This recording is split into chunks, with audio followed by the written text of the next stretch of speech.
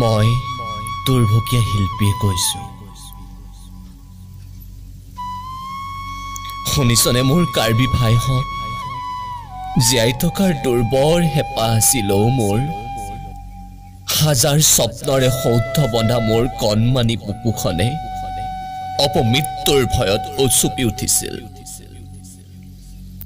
অসমীয়াৰ উমাল বুকুচাত অতি মৰমত ডাঙৰ হৈছিলো।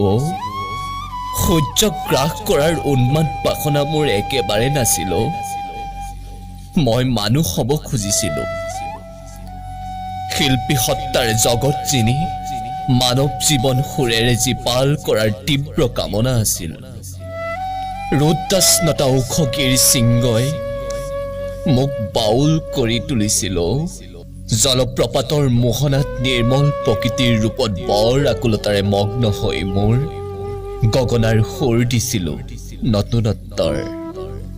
কাৰ্বি ভাইহঁত, তহঁত জানো জংঘলী আছিলি?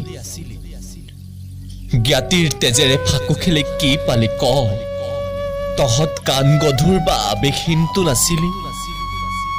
তহঁতে জানো শুনা নাছিলি আমি অসমীয়া বুলি মৰা প্ৰাণ কাতৰ আৰ্তনাদ?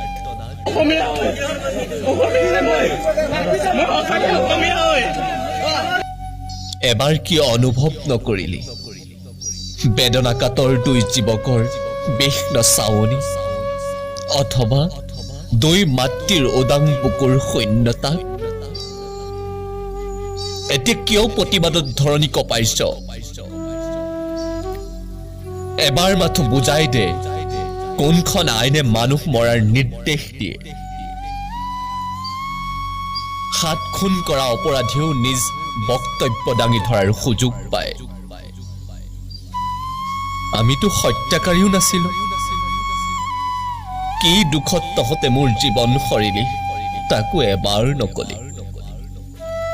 মা, আমাৰ কুটুমবোৰ চোন জংঘলী হৈ গল। মোৰ অসমীয়া ককাই দেউহঁত, আমাৰ কাৰ্বি ভাইবোৰ পশু হৈ গৈছে। সিহঁত আৱেগহীন পুতলা হৈ গৈছে। জান, এই অসমৰ মুখ এৰা বৰ কঠিন। তাতকৈও কঠিন স্বপ্নভংগৰ বেদনা। মোৰ অসমীয়া ককাইহঁত, তহঁতে আকৌ মোৰ মৃত্যুৰ শোকত উন্মাদ হৈ কাৰ্বি ভাইহঁতক নৰক যান্ত্ৰণা নিদিবি। বৰ কষ্ট পায় আৰু মোৰ আত্মায়ো শান্তি নাপাব। এবাৰ মাথো কাৰ্বি ভাইহঁতক বুজাবি মই সোপা ধৰা নাছিলো। এবাৰ ভুল ভাঙি দিবি মোৰ চুলি গুচা কৃত্ৰিম নাছিল। মা, তই আকৌ নাকান্দিবি। তোৰ দুচকুৰ পানী মোৰ বাবে সীমাহীন যান্ত্ৰণাৰ কাৰণ। দেউতা, তুমিও ভাগি নপৰিবা দেই। মই কথা দিছো, মই আকৌ আহিম। আকৌ এবাৰ আহিম অসমৰ অসমীয়া হৈ জীয়াই থাকিম।